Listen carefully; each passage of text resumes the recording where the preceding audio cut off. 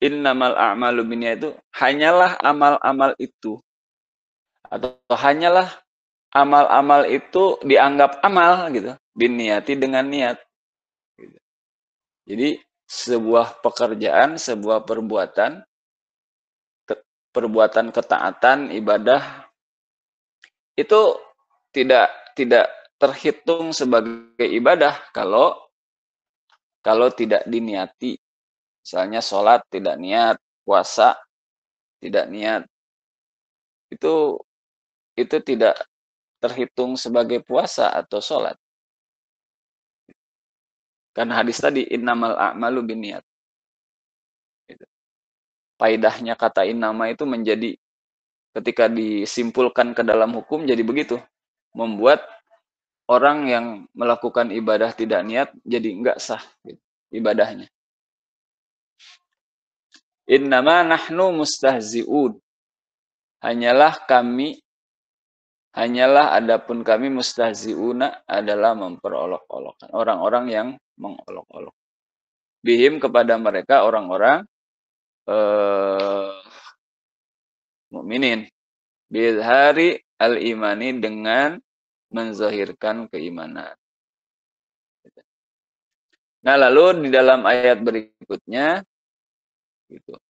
Karena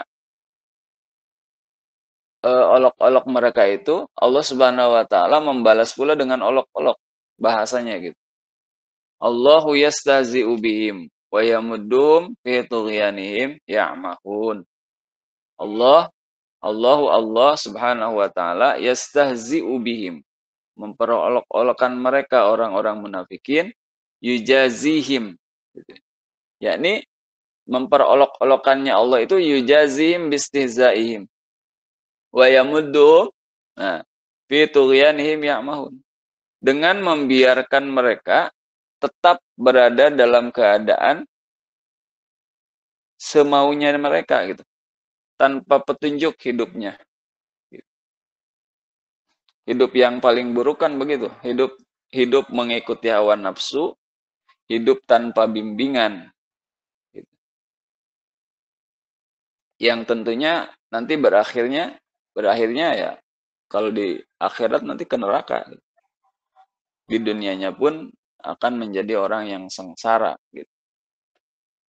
Buktinya apa? Di sini, ya'mahuna yataraddaduna tahayyuran. Di dunianya aja hidupnya dalam kebingungan, dalam terombang-ambing, bingung. Lafad ya'mahun itu dari kata amah, amahu, amaha ya'mahu gitu. Yang artinya itu buta. Tapi butanya bukan buta tidak bisa melihat, tapi buta hati, tidak bisa membedakan yang benar dan yang salah. Tidak bisa menemukan kebenaran. Jadi punya akal, tapi akalnya itu tidak bisa menemukan kebenaran. Tertutup dari kebenaran. Ya seperti misalnya orang-orang ateis ya. Orang-orang ateis, orang-orang yang meyakini bahwa alam raya ini gitu, termasuk manusia di dalamnya, itu terjadi dengan sendirinya. Gitu. Kan itu punya akal tapi nggak bisa sampai kepada kebenaran. Ya jelas-jelas ya secara akal tidak bisa kita mengerti gitu bagaimana sesuatu ada tanpa yang mengadakan. Gitu. Kita punya HP aja langsung kita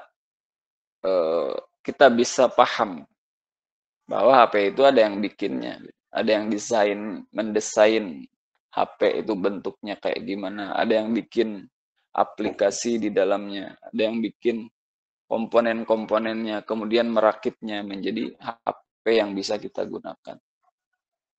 HP aja yang kayak begitu aja, ada yang bikin, gimana manusia yang begitu rumit. Di otaknya ada jutaan, miliaran saraf. Kemudian itu baru fisiknya gitu. Mata, ternyata mata itu di dalamnya banyak sel yang berbeda-beda gitu.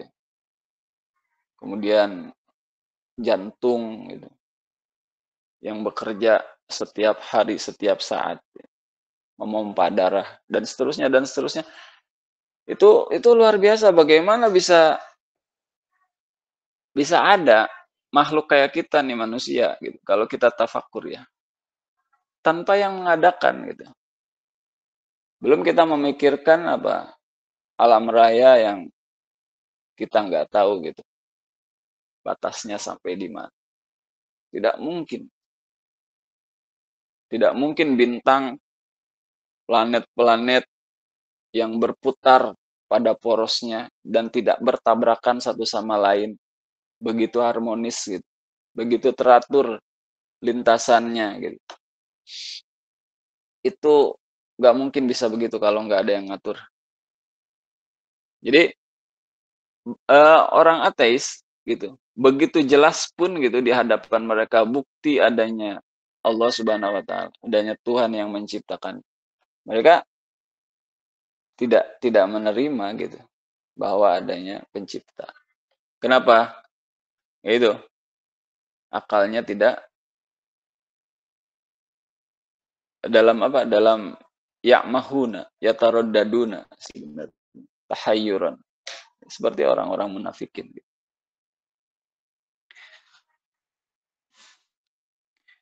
Nah itu ibu-ibu penjelasan kata ya. Karena kalau bahasa terjemah itu bahasa letterlek gitu ya.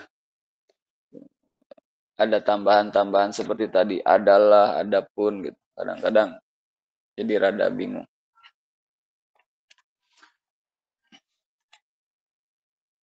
Nah, ini ciri terakhir ya yang Allah Subhanahu wa taala sebutkan terkait dengan ciri-ciri orang munafikin. Yang pertama kan kemarin orang-orang munafikin tuh yukhadi'unallaha walladzina amanu.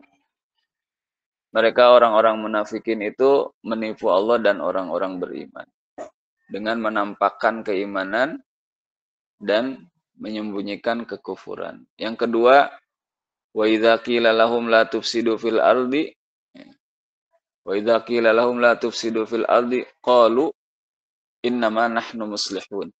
Yang kedua, mereka melakukan kerusakan di muka bumi, tapi mengaku bahwa mereka itu sedang melakukan perbaikan-perbaikan. Yang ketiga, al-i'rad anil iman. Ketika dikatakan wa idza qila lahum aminu kama amanan nas qalu